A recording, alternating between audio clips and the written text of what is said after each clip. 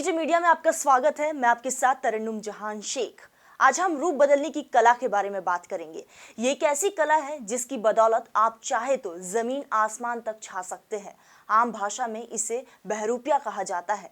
इस शब्द से आप भ्रम में मत रहिए, क्योंकि ये कोई खास बात नहीं है, लेकिन ये तब खास बन जाता है जब कोई राजनीति का माहिर व्यक्ति इसका इस्तेमाल करता है। और इस हथकंडे से इमोशनल गेम प्लान काफी सटीक होता है। और जब ये इमोशन जनता के साथ जुड़ जाती है तो वोट बैंक का काम काफी आसान हो जाता है। और फिर तो देश में चमत्कार पर चमत्कार होता रहता है।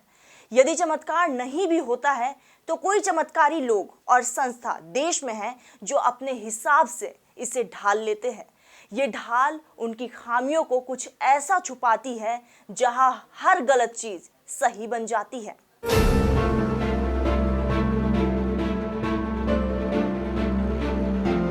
तो वही दूसरी तरफ मीडिया भी तो है अपने देश में, जिसे काम सौंपा जाता है कि आप इसे अवतार घोषित करें। इसमें कोई कमी रह जाने पर सभी राजनीतिक पार्टियों के पास भक्तों की टोली है।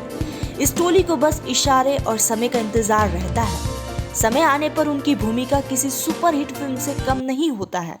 पीआर कंपनियां इस इवेंट को फेस्टिव मूड के रंग में रंग भी देती हैं कि ये काम सटीक हो। इसके लिए काफी गहन रिसर्च किया जाता है। ध्यान रखा जाता है कि रूप बदलने वाला व्यक्ति क्या बोले, कहाँ बोले और किस प्रकार से बोले।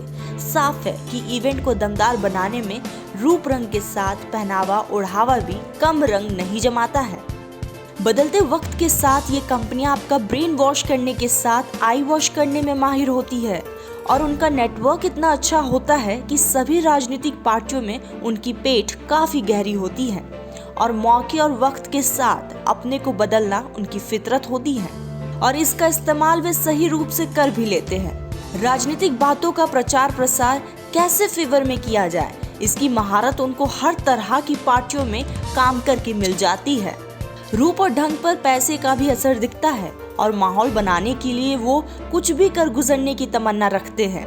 और इस काम में वर्चुअल वर्ल्ड की भूमिका भी कम मायने नहीं रखती है। ये अलग मामला है कि ये सब प्रोफेशनल रूप में दिखता है और मार्केट के हिसाब से वो सफल प्रमोशन माने जाते हैं। लेकिन इस बात की गहराई में जाए तो पता चलता है कि उनका वोट बैंक का प्रायोजित कार्यक्रम कभी बीजेपी के लिए तो कभी कांग्रेस के साथ साथ अन्य क्षेत्रीय राजनीतिक दलों के साथ जुड़ा रहता है। और किसी एक कंपनी और व्यक्ति विशेष सभी राजनीतिक पार्टियों के कमजोर नस को जानते हैं और वो ये भी जानते हैं कि किस समय और कैसे उस नस को दबाया जाए। इस मामले में राजनीतिक पार्टी के रणनीतिकार पीके की भूमिका कोई क्या कहे, बस कही ये भूमिका देश को आने वाले दिनों में भारी न पड़ जाए, जिसकी चिंता अब बचे हुए कुछ सभ्य लोगों को सताने भी लगी है।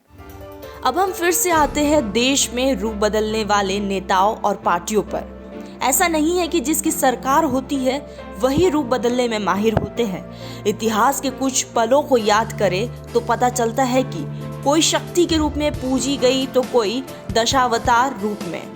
बस फर्क समय और स्थान का है। खासकर दक्षिण भारत में तो नेताओं को देवता तुल्य या यूं कहे देवता ही मान लिया जाता है और इसे भगवान मानकर पूजा करने की पुरानी परंपरा चलती आ रही है। रही देश के अन्य हिस्सों के बारे में तो हर जगह इस प्रकार के बहरूपीय नेताओं की कोई कमी पहले थी ना तो आज है। बकौल भूपेश बघेल ने पीएम मोदी को बहरूपिया भी कहा था। उन्होंने कहा कि मोदी के ना जाने कितने रूप हैं, असली रूप कौन सा है अभी तक कोई नहीं जान पाया है। उन्होंने कहा मोदी यूपी के बनारस में आए तो गंगा का बेटा बन गए, मोदी गोवा गए तो फकीर बन गए, छत्तीसगढ़ आए तो वे साहू बन गए, महाराष्ट्र गए तो पिछड़ी जाति के बन गए और जब पीएम मोदी अंबानी के घर जाते हैं तो चौकीदार बन जाते हैं। फिर उन्होंने कहा मैं चाय वाला हूँ, खूब प्रचार किया, ब्रांडिंग की, बोले मुझे वोट दीजिए। खैर ये और बात है कि उनकी केतली से चाय अभी तक किसी ने नहीं पी है। उन्होंने कहा वोट मांगिए पर अपनी गरीबी पर मत मांगिए, आप अपने काम और विचारों पर वोट मांगिए। अपने एक ट्वीट में तारिक अनवर ने कहा था कि पीएम मोदी मौके के मुताबिक रूप धारण करने में माहिर है, फिर चाहे चाय वाला हो या साधु या फिर फौजी जवान के वेश में उनका रूप हो। कभी चाय वाला तो कभी 10 लाख का सूट पहनकर साहब, कभी चौकीदार तो कभी प्रधान सेवक, कभी साधु तो कभी फौजी जवान।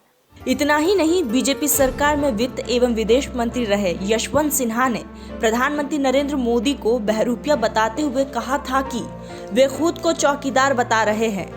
यही सबसे बड़ी विडंबना है। वे पिछले चुनाव में चाय वाला थे, इस बार चौकीदार है। आगे देखते हैं कि वे क्या रूप धारण करते हैं। कुछ साल पहले जब उमा भारती मंत्रिमंडल में नहीं ली गई थी तो उन्होंने अपनी ही पार्टी के बड़े नेता नरेंद्र मोदी जी को कहा था, विकास पुरुष नहीं विनाश पुरुष है मोदी। देश में नरेंद्र मोदी जी ने अपना करने की कोशिश की है। मैं अपने मोटा भाई को, मैं उनको मोटा भाई कहती रही हूँ, मैं उनको 73 से जानती हूँ, मुझे उनके बारे में अच्छी तरह से मालूम है।